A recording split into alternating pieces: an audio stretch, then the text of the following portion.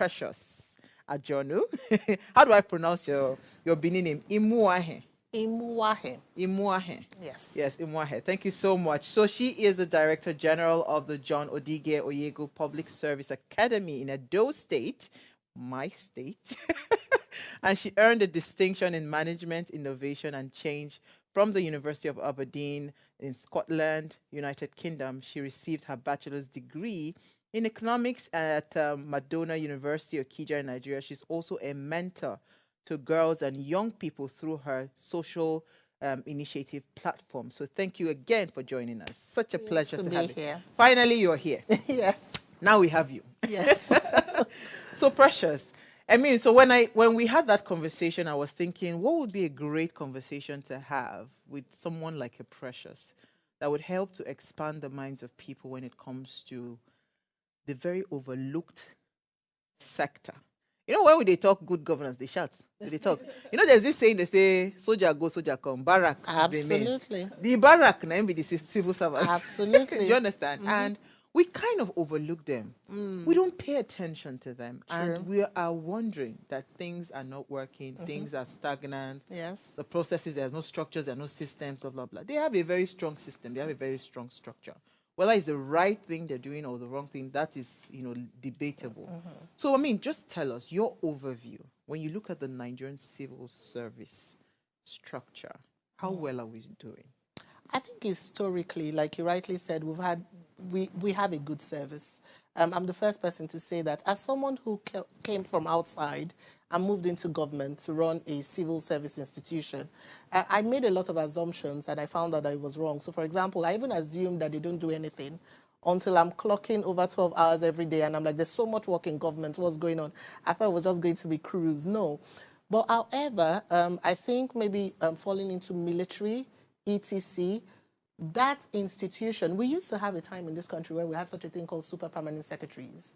The best Nigerians, the finest minds went to work for the service in my father's time. So if you were brilliant, you were heading to the civil service. It was the other people that were looking for private sector job. Fast forward to our time, you see who goes is the reverse. And we are paying, society is paying for that reverse. We're paying for it. A man I admire deeply likes to say that the civil and public service is the engine of government. So if you have a car and the engine is not working, where do you go from there? But you see, we ignore them and we pay for it. So the civil servant just looks at you. We ignore them. You see them, the civil servant, what does he know? But he's the one signing things. He's the one sitting down formulating policies that would affect all of us. And those are the people that we overlook. It's too strong an institution. If society must work, you must fix the institution, which is the civil service. Awesome. And that's the thing you and the governor, His Excellency Obaseki, try to do in Edo State. How well is that going in terms of the structure, right? I hear you, when you entered, you saw something different. But how receptive are civil servants, to, would I call it a little bit of upgrade, mind upgrade and all of that? How receptive are they to it? I think one of the things that worked for us, and really thanks to His Excellency Governor Obaseki, is the approach that we took. So the way we could have done it was I could have said I had a distinction from Aberdeen, I'm so intelligent, I've come all the way from Lagos, and then you just come and shove it down their throats. But that's not what we did. When we wanted to build JUPSA, one of the first things that we did was to say, who are the people currently running training in the service? I had to go as far as finding the 1970 extracts that set up the staff training center, because I believe strongly in historicals. If you don't know why something failed, then what are you building? We're not reinventing the wheel. In the time of Ogbemudia, there was a staff training center that was reputed to be one of the best in the entire country. People used to come to Edo to learn at our training center. So something happened, and I needed to know what that thing was so that JUPSA, the institution that we're building, does not suffer the same fate. That was the first thing. So we did all that research, and then we brought them. I still remember the first meeting with those civil servants. They were looking at me. They didn't trust. What are you here for? Why are you calling us? Number one, that approach was different, because what typically will happen is a consultant comes, I have superior knowledge. And they just dump it on them.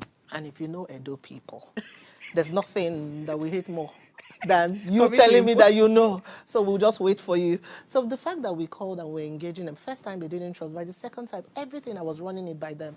This is our strategy. This is how we're thinking about it. This is what we want to do. And they gave good advice. One of the courses, I was formulating with the consultants was managing up. And civil servants raised up their hand and said, please, in the private sector, you can do that. You can't do that. You manage up who? You want to manage up. Who are you managing? Am I going to manage the So we had to change the terminology whilst retaining the content. So that collaboration, I think, is, many people don't know that we're just less than 2 years old. People think we've been there since the first term of the governor, but it was because we worked with the service. And I think that that's important. I think that's important. We brought their ideas to the table. They helped us fine-tune our strategy, and then we launched. So what we ended up having was a change coalition. People owned the project. Some of the people in that coalition have gone on to become permanent secretaries. Wow. So you can imagine the level of influence and how our tentacles are spread everywhere. So I think, and then the sincerity of purpose. So like I like to say, Nigerians are aspirational beings. I think that's something that we don't understand about ourselves. We see the negative side, but ask what's driving it. Why does a Nigerian want to drive a Benz? Why do we want to talk in a foreign accent? Why do we want to dress a certain way? It's because we're aspirational people. We want to matter. We like that. So when you understand the fundamentals of what's driving it, then you know that they are willing. So when people ask me, were they receptive? The simple answer is yes, because we presented it as something that was needed. And once you're able to get people to understand why you're doing something, you reduce resistance. You don't All those eliminate barriers it, to entry, but you yes, reduce. absolutely. Yeah. You reduce it. Thank you so much for that. Go ahead, Messi. All right, so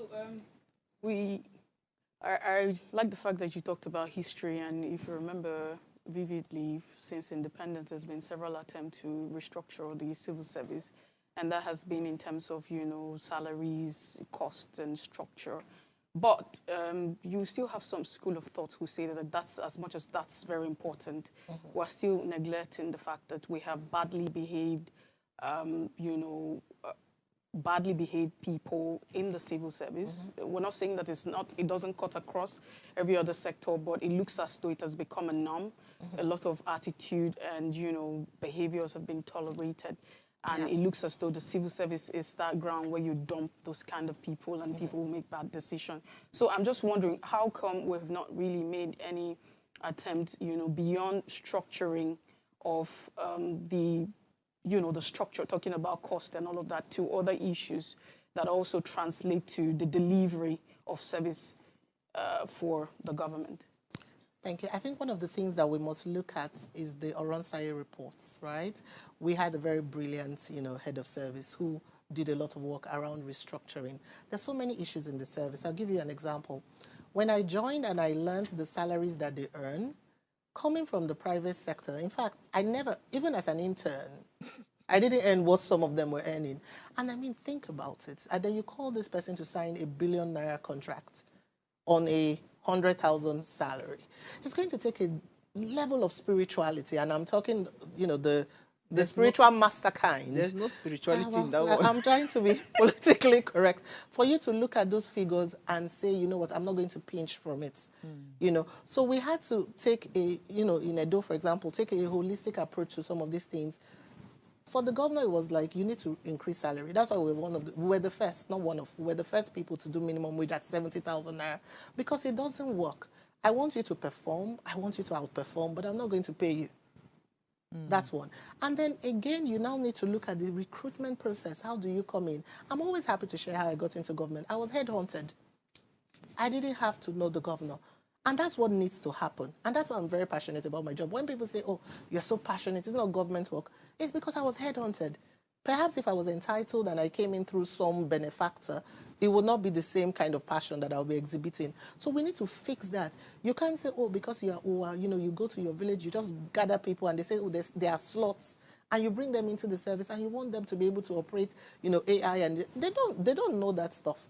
So I think also, there's also the part of making difficult decisions. Now that we have some of them in the service, what do we do?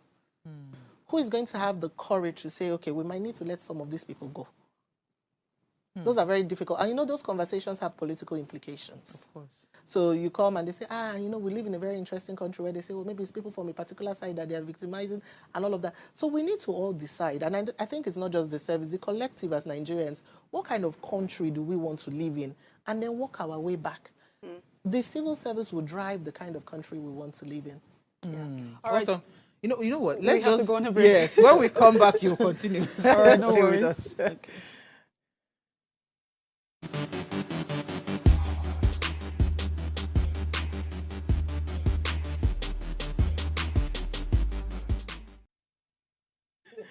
All right, thanks for staying with us. Now, if you just tuned in, we're having a conversation around good governance, and we're asking what the role of the civil servants are. And of course, we still have our guests with us, Precious Ojonu. So please, let's hear what you have to say. Remember, you can join this conversation. Send us an SMS or WhatsApp to 081-803-8663. Our phone lines are now open. The numbers to call are 07025 007749 or 07014242420. Do you believe that we can clean up the civil service? I mean, if you want to join in the conversation, I'd love to hear your thoughts on that. Go ahead. All right. So there's a recent incident that happened that I'm sure that you might be in the know of, the David Umahi's case, the face of with, the workers. Now, that incident, I did like to share your thoughts. Are we dealing with a system, because according to reports, he had ordered that the gates be locked at 9:30. And usually you're supposed to have like 9 o'clock as, signing time. So it brings the question, whose duty is it, right? Is the minister not aware? Should that be the function of the minister or the permanent secretary? That's the one question. And secondly, we also had the reports that this civil servants, went in, locked the minister in, turned off the light, they protested, and they came out and they spoke rudely and all of that. So these are some of the questions. So how do how do we describe this kind of a situation? I mean, being that you are in the system and you're doing the work that you're doing. As someone who studied change management, I'm very wary when people want change to happen like that. Doesn't work. So you don't come to a system, and I'm going to tell you that both sides are right and wrong. That's what I'm going to say. I rarely do absolutes, so you won't get a yes or no from me. I rarely do absolutes because they are rarely useful. The answer is usually in the middle. So you've been coming, sometimes you don't even come to work. I remember when I started as DG Jupsa, and somebody told me 12 noon he was going home, and I felt affronted. You can't do that here. And he said to me, really, what's happening? Where's the work? Because for some of them, there's even nothing to do in the first place. Think about it. If you just hired somebody because they are from your local government or whatever, and you didn't think about a role, in the private sector, you have a vacancy, right? But this one, they put me in position, I just bring all my brothers. Then it means that for some of them, there's no work. And they've not had this work for so many years. Like the man who retired from my front desk told me, very emotional. The last 6 months he worked with me is the most he's worked in all his 30 years career. Whoa. He'd never done anything, really.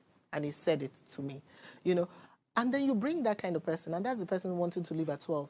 As a leader who understands change management, I must take a root cause analysis approach, not sensationalism, because you want to understand where is this person coming from and then what it is that we're doing. Am I going to say that the civil servants were right to have done what they did? No. Absolutely not. However, I'm saying that if from the beginning, from the root cause, you've brought me in a certain way, you've not trained me all through the years, I think a certain way, and you just magically think I'm just going to change just because, society, it doesn't work. So if we are serious about changing the service, we must take the kind of approach that we've done in Edo, which is we must retool and reskill them. We're training our people how to use computers. We've gone paperless. We didn't say, oh, we've gone paperless, we're now using computers. Everybody just, no, they can't use it. And if I start to punish you for not being able to do what you are not trained to do, then it's faulty logic. So for us is to say we must create an institution that upskills these people to the results, the kind of workforce that it is that we want. If you're not training me, then I feel like you don't have a moral right to ask me to do what I've not been equipped to do. It just doesn't work. No, but does that, I mean, I'm also trying to understand, does that also work in the case of, showing up punctuality and the discipline, as it were? And I was also asking as to whose responsibility is it in that case? Should it be the minister that should be enforcing the But issue of somebody wants to show punctuality. that he's working. Messi, why are you acting like No, no, sometimes you I don't want to know? understand, you Okay, know, now. How I that Precious mean, will so, answer so, you. so, so, so, those who are actually watching, we can understand the workings of the civil service. So there's You a know, the hierarchy culture. and the structure. So there's a culture thing, and you know you can't talk. You have to situate change within the spectrum of culture, right? Um, if I have been doing X continuously without anybody bothering me, I don't know what communication happened before that time. Honestly, you can look at it and frown. It's almost like I traveled with my kids recently and they saw a meal and they're like, "Oh, I'm not going to eat that." And I said, "That's not culturally appropriate. For somebody else, that's the best meal that they've had. That you don't like it, I mean, what you know is not all that there is to know. If I have been coming to work at 10 o'clock every single day, that's all I know, right? And then you come and you say you want to change it and I have to show up at 8 o'clock. I don't know if communication happens. So I'm working with very limited information for me to be able to say this person was right or wrong. And I tend not to just follow what the media says. I have a thinking mind. So the story is, oh, civil servants just decided to do X and the minister did X, right? But I don't know. I don't know the nuances. So it's very hard for me to say, to comment. Yeah. So I was just going to ask that. So, because, I mean, when I hear you talk, first of all, congratulations on the launch of your book, The Hero Inside. Yay. I would love to know what informed, because I started reading this book, but I've not gone far. But I see that there is a deliberate attempt to start to, what's it called, rejig the minds of people with this piece of work.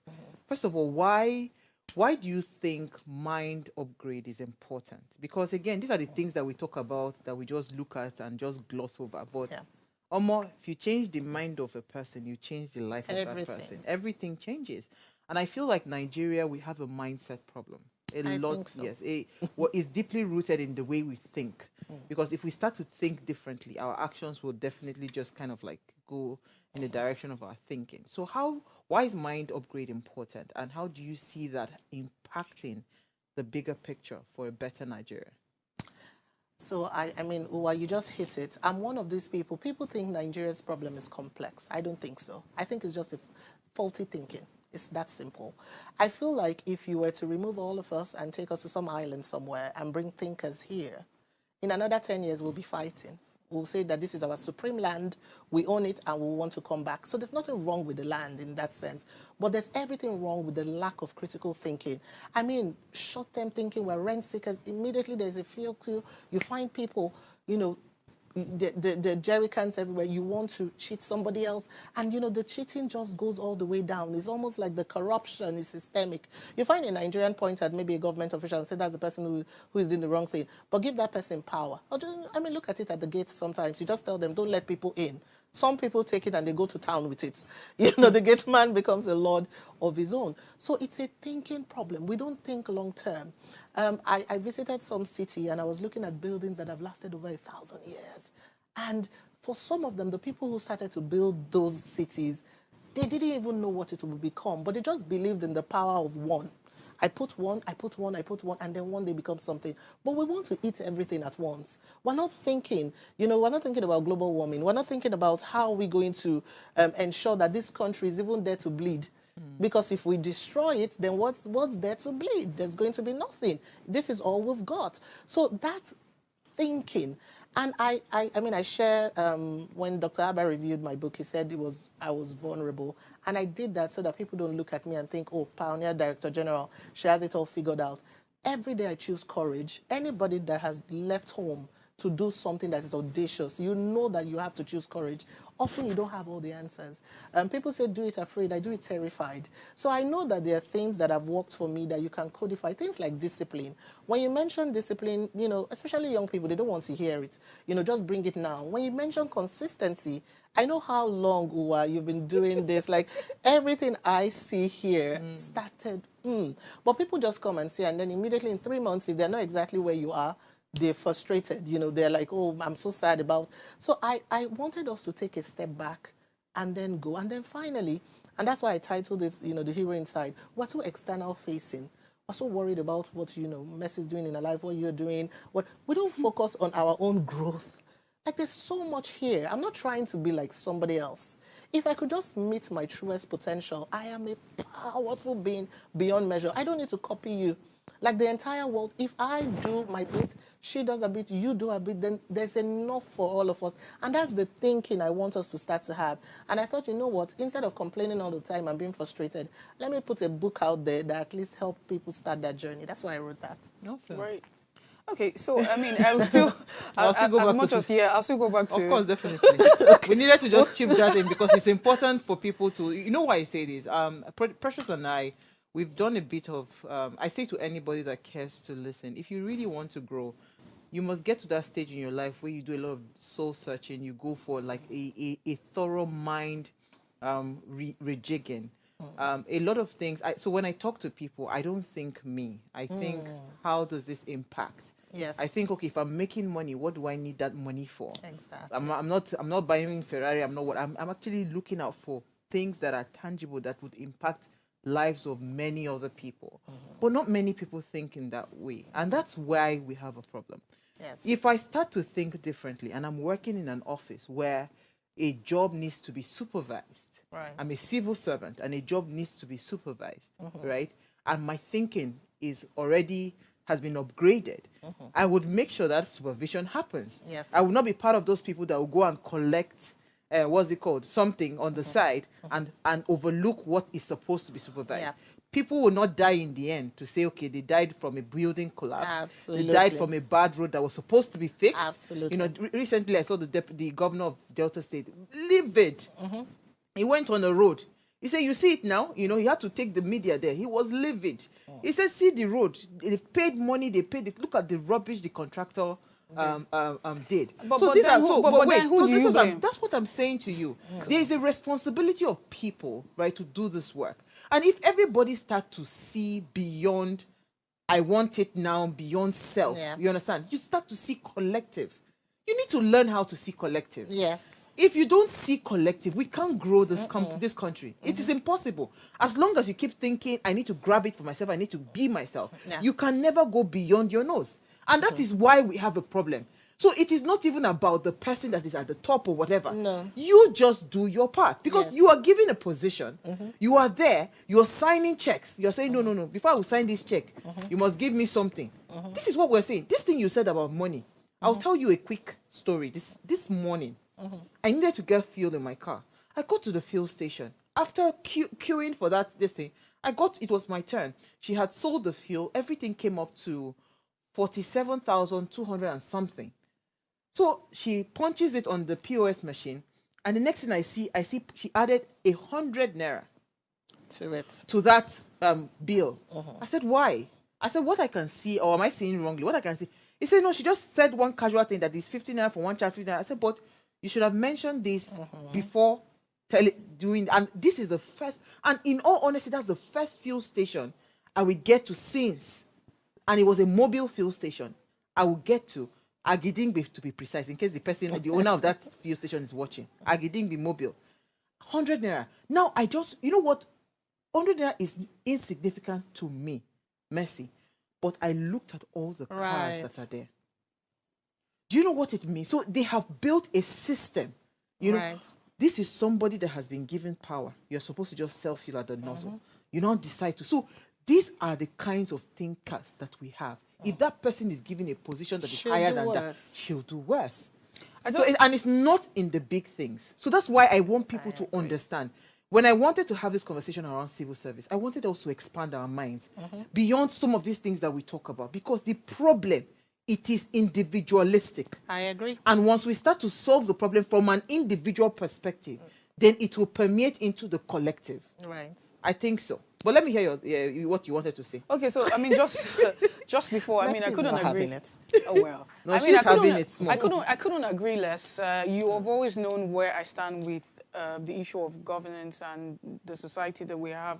We're literally a reflection of, our leaders. So if, like I always say, if we say we have a nepotistic government or nepotistic leaders, then that's who we are. I mean, we're just tribalistic. It's just, we're not just different from the people who are ruling. So it's just one and the same way that we're saying all we're saying. But then again, to the issue of the government or the governor, who's making complaints, if we look at the policy circle, you literally understand that there's implementation, there's monitoring and all of that. So I don't get it, and I'm not going to get it when a governor is complaining about the roads, substandard, the contractors. It is still part of the policy circle that they should monitor and ensure that if you give a certain quotation, that the implementation of this road is done to the quotation that you have presented. Because everything is on paper.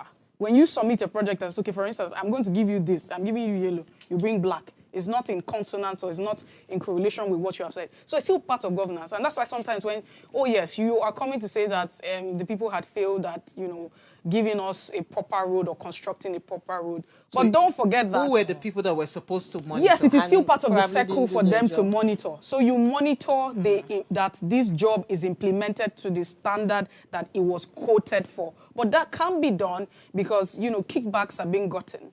And this brings me back to the question of the issue of corruption, which you already cited. So how do we move away from here?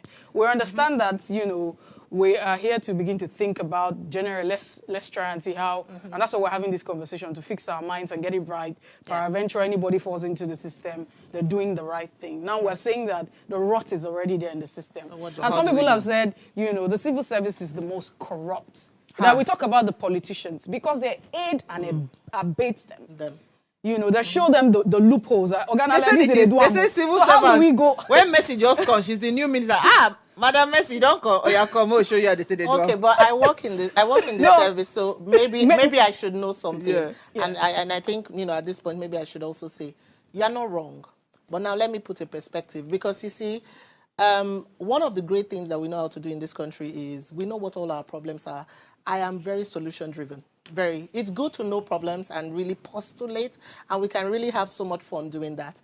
But the reason I took the job, the first time I was, offered and all of that, I didn't take it immediately. I had to go think if this was something that I wanted to do. And one of the things that we did, I'll share 2 stories. The first time I got into JUPSA, you need to visit my academy. Let me tell you, when you come to the academy, you get a better appreciation of what I'm saying. Because often when a government official is speaking, private sector people are like, this person is just talking, right? But when you come into the academy and then you see what's being done there, then you know it's not fluff at all. Anybody, when some people from Lagos Business School came, they compared us, and I felt very honored. That's what they said, and I'm saying it on air. So that's one. The standard of excellence is not compromised. And one of the things I said, the little things that you mentioned, because we think of big things. There's an MVP thinking. You can't solve the big problems. You can postulate about the big problem, but you won't solve them. We can all decide now that the civil service is trash, is rubbish, but we're not going to die. So how do we, I'm into the solution place. How do we solve them? First day I was made DG, I came in and I said, one of the things that we would be known for would be cleanliness. Ask anybody in Edo. Again, I'm saying this on a... You can send somebody tomorrow to my academy to go and look, and I promise you it's pristine clean. And I called my cleaners, and we sat down, and I said they were stakeholders. You know what the supervisor told me? I was telling them how many times we'll be cleaning. They said, Madam, governor office, now one time we'll be cleaner. Did you hear me? So basically telling me that I'm not the governor of Edo State, am I, by any stretch? So if we clean it one time, who are you to be telling me? That was the first conversation we had. There is something about leadership that we remove from the discourse, and we must not do that. I could have taken to approach. I'm the DG, I can authorize and you do, but I knew that I had to win their hearts and minds. Many Nigerians are like myself, I'm like you. We don't trust our government, and rightly so, because government has hurt us so many times. Why? I mean, it will be neurosis if you do. But I said to this man that this was going to be my key stakeholder, and then I told him that you're a stakeholder. Nobody had told him that. You're not my cleaner. In other places, maybe, but here you're a stakeholder. You are important. I told the person at the gate, if you are rude at the gate when they're coming into my establishment, there's no performance I'm going to give. Somebody's already going to be upset. So I I take pride. Why I'm on the side of the service sitting here, I've worked with civil servants. Another thing I didn't bring you in. I said I was going to work with civil servants for 2 years. We didn't bring in people from outside. So it's that work you see and you admire is civil servants doing it. Because if I've gone to bring in external people, they'll say it's because you brought it. Civil servants cannot. So I still argue, I've not been convinced that if you show people a better way that they cannot act. So I'm not saying that the civil service does not do some of the things that you've mentioned. I'm not saying that, So but I'm saying that there how do is we... a lack of leadership. And now how do we fix it? Number one, we need to, if you notice, I talked about the recruitment process. You cannot, I mean, you remember how you got your first job. You apply, you go through a test, they call you, you feel fulfilled when you pass through that process. If I come and say, oh, Messi, come, take a role in XYZ place, it's a different set of feeling. For people who have children, the child who is not taught discipline will disgrace the family. It's just a given, So we must change how we bring people into the service. Number one, we must train and retool similar to the private sector. I was always going for training. You don't just become. I mean, we met on a training, right? So we must invest in our service. And for me, I am very proud of the work that my governor has done. I can say it anywhere because he could have just focused on roads, on the things that are popular, the things that will give him votes. But what he's doing now is not popular. Do you know? Of course. How That's do you why measure? they feel like it's not measurable. It is only in time. But I will quickly, because we have 1 minute left. What is a succession plan for you? Because this is what I see all the time. Great initiative, doing exceptionally well. The person that championed it, the visionary behind that thing, leaves and everything just crumbles. What's your succession plan? First one is my book. Okay. I have it out there. I want more people to think critically. It's why I wrote. That's number one. But there is also, we are set up by law, so we've institutionalized in that sense, passed through the House of Assembly. But the third one, which is the most important, laws can be repealed. Another governor can come, sit down and say, you know what, No, I'm not really. interested. But I think that Nigerians at some point need to wake up. If something gives me value, even as civil servants, as Nigerians, we think that is everything that has been eroded. It's not.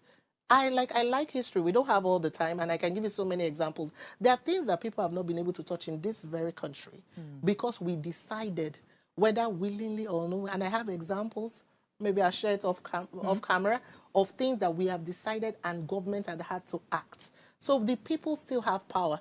We've learned hopelessness, though, sadly, but we still have power to decide that, this is the trajectory in which we want to go. We are not all powerless. We're powerful beyond belief. Awesome.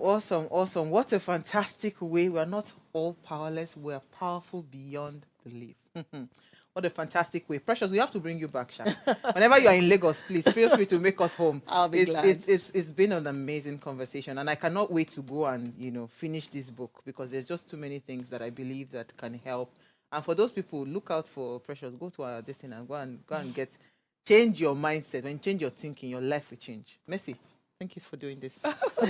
It's all right. All right, so before we go, ensure you follow us across all our social media platforms. Subscribe to our YouTube channel as well, please. And we didn't take our quote for today. The civil servant has the responsibility to act as a bridge between government and the people.